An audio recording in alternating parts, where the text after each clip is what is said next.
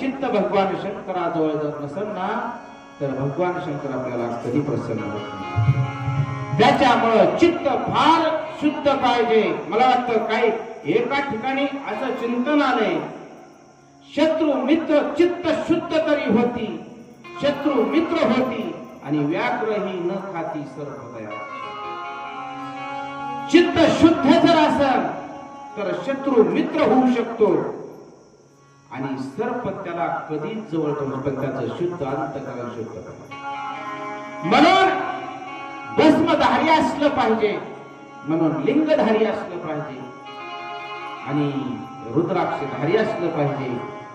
सूची शौनकाला सांगतात की ऐका, शिवभक्त शौनकची सूत सांगतात, मी तुम्हाला जे रुद्राक्षाचं महत्व आहे ती महत्व तुम्हाला सांगतोय. ही कथा श्रवण करत असताना शौनकजी सूची शौनकाला सांगतात, रुद्राक्ष दर्शनाने स्पर्शाचे व जपाने समस्त पापाचे मला वाटतं परिहार मध्ये नाहीचा होतो. कशाने? रुद्राक्षाची माळ जर आपण जपलं तर अनेक पापाचं त्या रुद्राक्षाच्या जपाने मला वाटतं वारकरी संप्रदायामध्ये 108 मण्याची जी माळ आहे ना तुळशीची, तो वारकरी आहे का? तो वारकरी नियमाने ना तो जप करतो. आला का लक्षात? नियमाने. त्याला बंधन आहे, दंडक आहे. आपल्याला आपल्या गुरुनी किती वेळा सांगू द्या, रुद्राक्षाच्या माळेमध्ये किती मणी असतात? कुणी मापलं का? किती? तर म्हणजे ती बी नेहमी सारखंच आहे. आलं का लक्षात? पण ती रुद्राक्षाच्या माळा कुठं धारण करायच्या ती सुद्धा ग्रंथ सांगते. लक्षात? 108 वेळा रुद्राक्षाची माळ आपण हातात घेतली आणि त्याचा जप ओम नमः शिवाय, ओम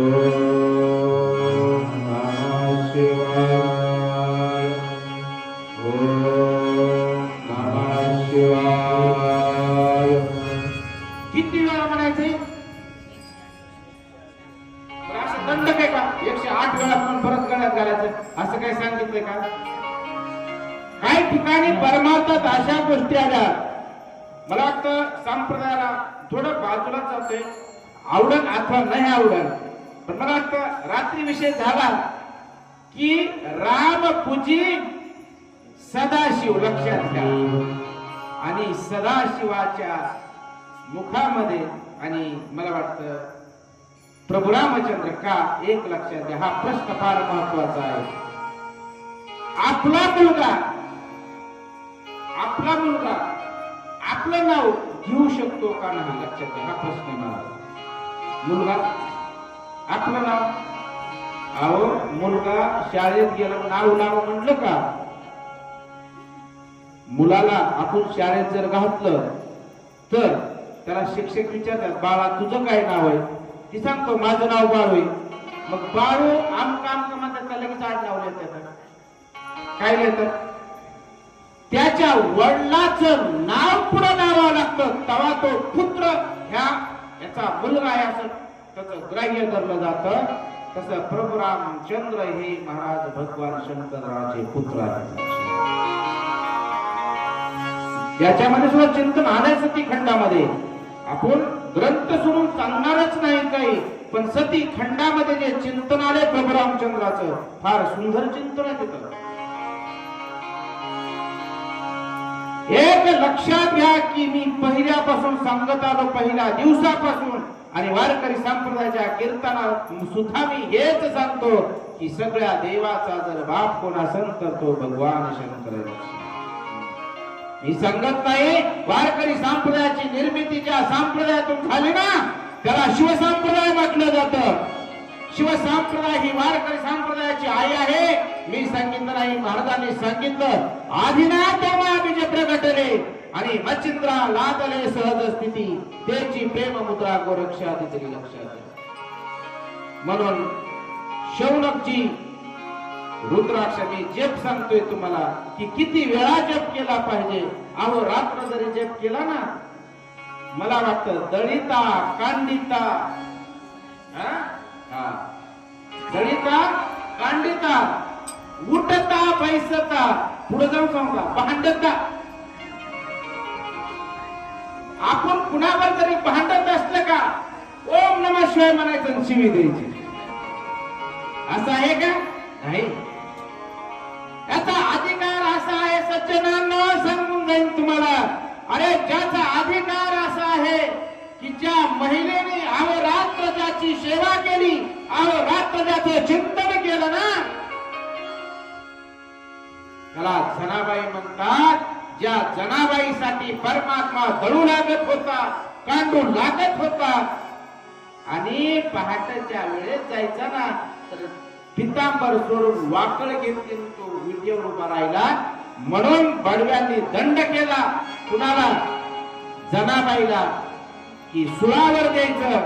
मी महत्व सांगतोय रुद्राक्षाचं, तुम्हाला लक्षात घ्या. आपण जप कशा प्रकारे केला पाहिजे जेणेकरून भगवान शंकराला आपण शिव्या जरी दिल्यानं तरी खाली मान घालता आली पाहिजे. एवढी भक्ती आपण भगवान शंकराची केली पाहिजे.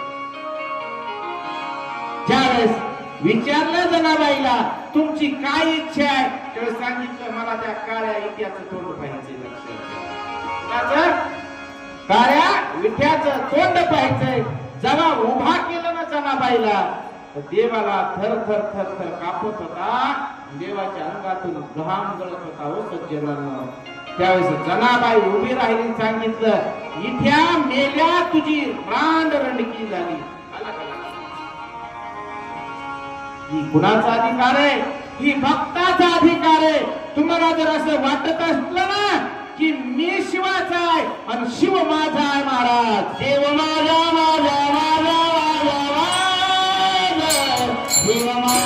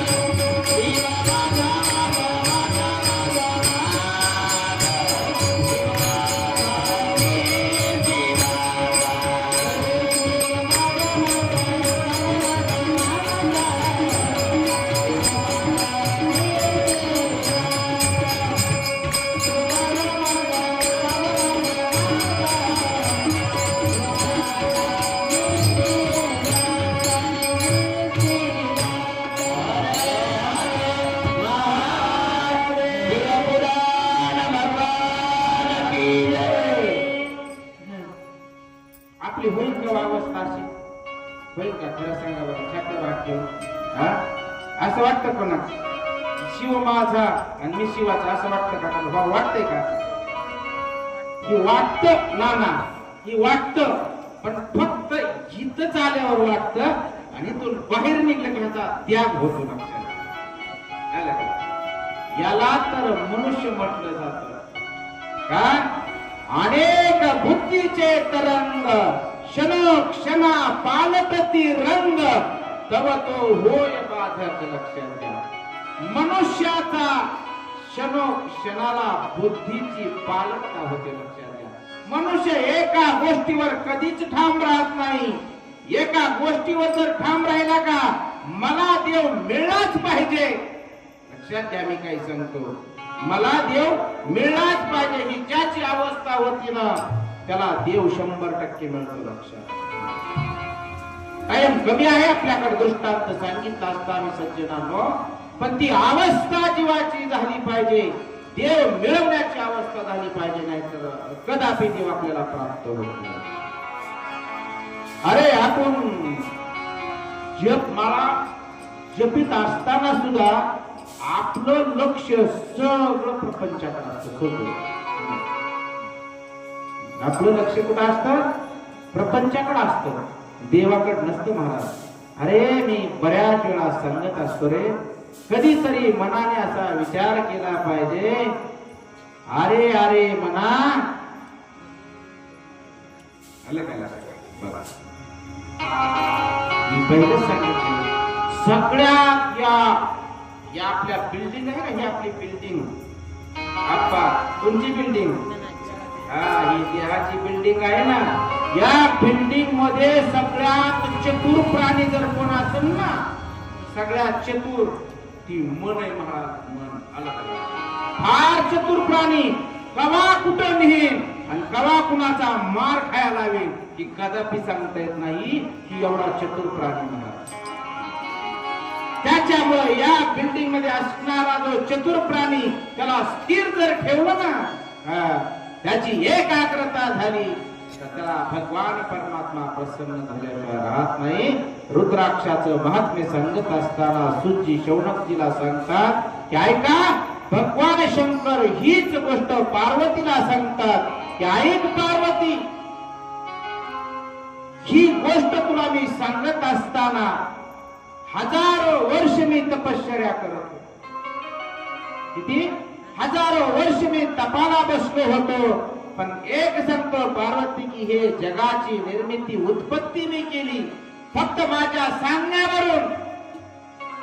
मी जे विभाग पाडले आणि प्रत्येकाला जो विभाग दिला ना, ब्रह्मदेवाला विष्णूला, की मी विभाग पाडवण्याची जबाबदारी या प्रत्येकावर मी सोपवली.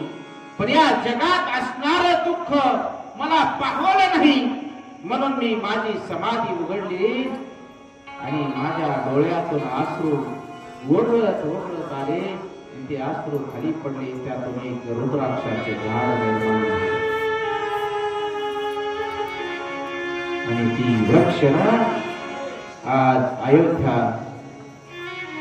मथुरा, काशी, लंका या ठिकाणी ती रुद्राक्षाची झाडं आज आपल्याला पाहायला मिळतात. हे रुद्राक्षाचा महिमा फार आघात आहे रे, आघात. ज्या रुद्राक्षाला ज्या भगवान शंकराने अनेक ठिकाणी धारण केलं, रुद्राक्ष किती प्रकारचा आहे लक्षात घ्या. आवळ्या एवढा जो रुद्राक्ष आहे त्याचं महत्व वेगळं सांगलंय. आवळ्या एवढ्या रुद्राक्षाचं महत्व वेगळं सांगितलं. सज्जनांनो, तुपारी एवढ्या रुद्राक्षाचं महत्व वेगळं सांगितलं. चिंचुक्या एवढ्या रुद्राक्षाचं महत्व वेगळं सांगितलं. आणि सगळ्यात जो लहान रुद्राक्ष आहे ना, तो एवढा अनेक पापाचं नाहीस किंवा मला वाटतं त्याचं नाशिवंत नाशिवणारा जो असेल किंवा संपवणारा असेल तो सगळ्यात छोटा रुद्राक्ष. याच महत्व सांगत असताना शौनकजी सुजी शौनकजीला सांगतात की रुद्राक्षाची 5ही एक जात, ब्रह्मादी जातीच्या रुद्राक्षाचे वर्णन शोध, रक्त, पीत आणि कृष्ण आहेत. लक्षात ही रुद्राक्ष 4 वर्णातल्या लोकांना वाटून दिले. लक्षात घ्या, 4 वर्णातल्या लोकांना भगवान शंकरांनी रुद्राक्ष वाटून दिले. जो रुद्राक्षाच्या माळा किंवा रुद्राक्ष धारण केल्याने निश्चित धारकांचे म्हणजे कुणाचं रुद्राक्ष धारकांचं कल्याण होतं. लक्षात घ्या, जो रुद्राक्ष धारण करतो ना त्या जीवाचं कल्याण होतं. मोठ्यातला मोठा पापी ह्या रुद्राक्ष धारण केल्याने त्याचा नाश पावतो 1100 रुद्राक्ष धारण केल्याने महाराज मनुष्य शिवमय होतो आणि 550 रुद्राक्षाच्या मुकुट धारण करणारा शिवभक्तामध्ये श्रेष्ठ गणला जातो. लक्षात किती जो 1100 रुद्राक्ष 1100 एका माळेत जो धारण करतो 550 रुद्राक्ष त्याच्या नंतर धारण करतो ना त्याचं पाप नव्हे तो शिवमयच होतो.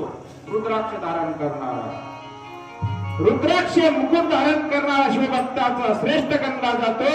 360 रुद्राक्षाचे 3 पदरी जानवे करून 360 रुद्राक्षाचे 3 पदरी जानवे करून जो गळ्यात घालतो त्याला शिवभक्ती मग्न राहते आणि शेंडी 3 कानात 6 गळ्यात 100 11 बाहूत कमरेवर 5 धारण करतो तो प्रत्यक्ष शिवच समजला जातो.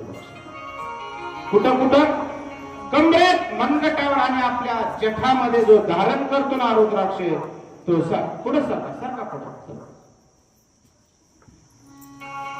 हर हर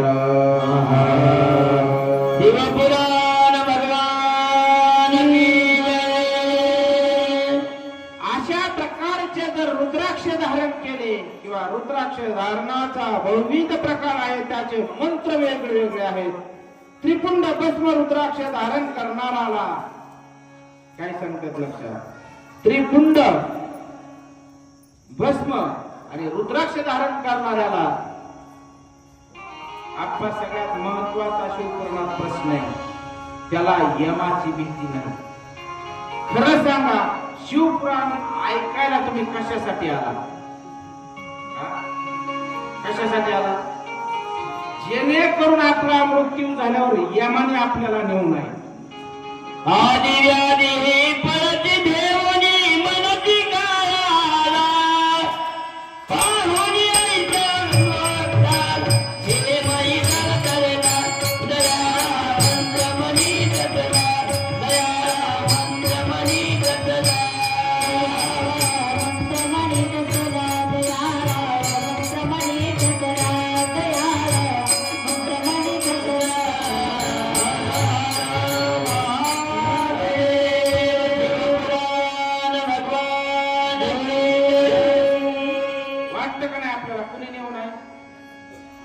यमान. बरं यमाचं काय गप्पा विचार कर काय रथ घेऊन येतो का यमा. अहो येतानीच हलगाटावर बसून येतोय. येतानी यम. बरं तिथं कसं आहे तोडीती फोडीती जोडीती निष्ठुर आणि यमाचे किंकर भाऊ त्याच्या पलीकडे सांगू का लक्ष्मीताई.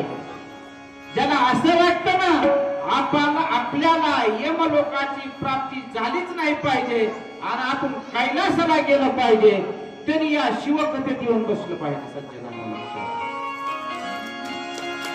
जो शिवकथेत येतो अवर रुद्राक्षाचं महात्म्य एवढं सांगितलंय जो पाप्यात ना पापी आयुष्यात कधीच देवाचं नाव घेतलं नाही आयुष्यात कधीच भस्म धारण केला नाही आयुष्यात कधीच इष्टलिंग धारण केला नाही आणि आयुष्यामध्ये कधीच रुद्राक्ष धारण केला नाही. 2 मिनिटात सांगून जाईल. एका घरात शिवभक्ती होत होती पण मुलगा असा निष्ठुर होता की तो त्या भक्तीच्या विरोधात होता. लक्षात घ्या. काही ठिकाणी अप्पा असा प्रकार आहे की मुलगा पुण्यवान आहे आणि आई वडील पापी. काही ठिकाणी आई वडील पापी तर मुलगा पुण्यवान आहे. आलं का लक्षात. कयादू भक्त प्रल्हाद पुण्यवान आणि आई वडील बरोबर आहे. काय सुंदर चिंतन हो. लक्षात घ्या. अरे ज्याला तेलात टाकलं त्याला काहीच झालं नाही का तर मागे पुढे उभा राये संभारी आणि आलिया आघात निवारया. या जीवाचा जर कोण सांभाळ करत असेल ना तो माझा भगवान शिव तो माझा भगवान शंकर या जीवाचा सांभाळ करतो. देवा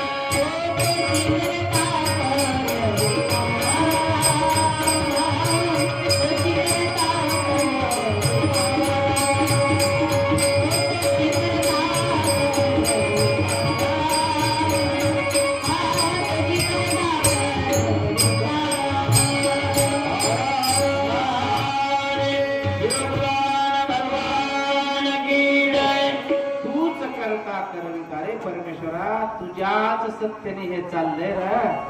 कुणाला गरिबी द्यायची, कुणाला श्रीमंती द्यायची, कुणाला सायकलवर फिरवायचं आणि कुणाला विमानाने फिरवायचं, ही तुझीच सत्ता आहे. पण खरं सांगू का, सांगून जाईल 2 मिनिटात. जो चालणारा आहे ना, चालणाऱ्याला वाटतं सायकल जवळून चालली, कधी सायकल घेत. परमेश्वराने त्याला सायकल दिली ना, सायकल चालली तर त्याला वाटतं मोटरसायकल कधी मिळेल. मोटरसायकलला वाटतं की 4 चाकी कधी मिळेल, 4 चाकीवाल्याला वाटतं फॉर्च्युनर कवा मिळेल. आलं का लक्षात? बरं, मागितलं बी तळेकर महाराज तशा सक्षमापाशी ज्योतिताई मागितलं पाहिजे. तो देणारा दाताही सक्षम असला पाहिजे. उगाच मर्यायचा गाडा दारात आला. मर्यायचा गाडा माहिती तुम्हाला कशावर येतो? डोक्यावर. बरोबर आहे का? बरं, जो गाडा आणतो त्याच्या अंगात कापलं नसते. बरं, ती स्वतःलाच हाणून घेतो ना त्या हसडाने. आणि क्लास 1 अधिकाऱ्याची बायको 1.5 लाख पगार पतीला, पण ती सायकलवरच फिरायचा. कोण? क्लास 1 अधिकारी. मग त्याच्या पत्नीला वाटलं की चला बाई, दारात देवी आली, नवस बोलू आपण. म्हणून तिने सुपात धान्य आणलं, देवीला पाणी वाहिलं, कुंकू लावलं, ती धान्य दिले. म्हणजे देवी, माझी एकच इच्छा आहे ग, माझ्या पतीला 4 चाकी मिळू दे. बघता काय माझ्याकडे? देवी लगेच तिला बोलली. बाई म्हणली, 25 वर्ष झालं ह्याच्या डोक्यावर मी फिरते, अजून मला 4 चाकी नाही, तुझ्या नवऱ्याला मी कुठून 4 चाकी घेऊ? अरे का सांगतो? मागायचं आहे ना, काही मागा रे, काही मागा, ते माझ्या भगवान शंकराकडे मागा. भगवान शंकर तुझे लागी है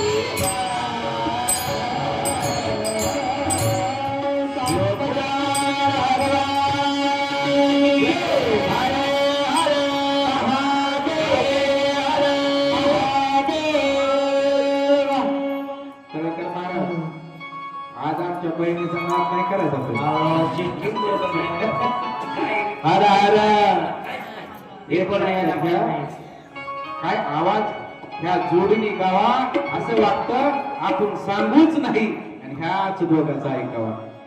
फार जुगलबंदी तुम्हाला रात्री थोडं ऐकायला भेटलंय. जरा सिस्टीमची थोडी व्यवस्था करा. केली का? काळा वाजवा सगळे सगळं जोडायला. मग तुम्ही म्हणता कीर्तनच ऐकायची गरज नाही, ह्या दोघांच ऐकत राहा. हो काय? काय यांचं ऐकावं, काय मानवला 1,00,000-1,50,000 समाज, पण सगळी लोक म्हणायचे तुमचं बंद करा ह्यांचं दोघांचं ऐकलं. आणि सांगू का, ही देणगी कुणालाही मिळत नाही हो. ही देणगी ज्याच्या तोंडात दात आहे, काय सांगतो लक्षात घ्या, ज्याच्या तोंडात दात आहे त्याला नीट उच्चार होत नाही, आणि ह्यांच्या दोघांच्याही तोंडात दात नाही. ह्यांचं स्पष्टीकरण आहे ना, फार सुंदर आहे हो, फार सुंदर. आणि खरं सांगू का, ह्या कथेचा जर माझ्या आत्मा असेल ना, तरी सगळी माझ्या कथेचा आत्मा आहे. मी काही करू शकत. मी सांगत होतो रुद्राक्षाचं महत्व 2 मिनिटात सांगून जाईल. आपल्याला पुढे जायचंय. ज्यावेळेस आपण पापी जो मुलगा आहे ना, कितीही प्रयत्न करा त्याला योग्य मार्गावर आणण्याचा, तो मुलगा योग्य मार्गावर येऊ शकत नाही. पण तरी सुद्धा साधू महात्म्याला असं वाटलं, त्याच्या आई वडिलांनी सांगितलं, हो हा मुलगा आहे का, आम्ही नामस्मरण करत असताना घर लावून आत बसतो. काय करतो? घर लावून आत बसतो.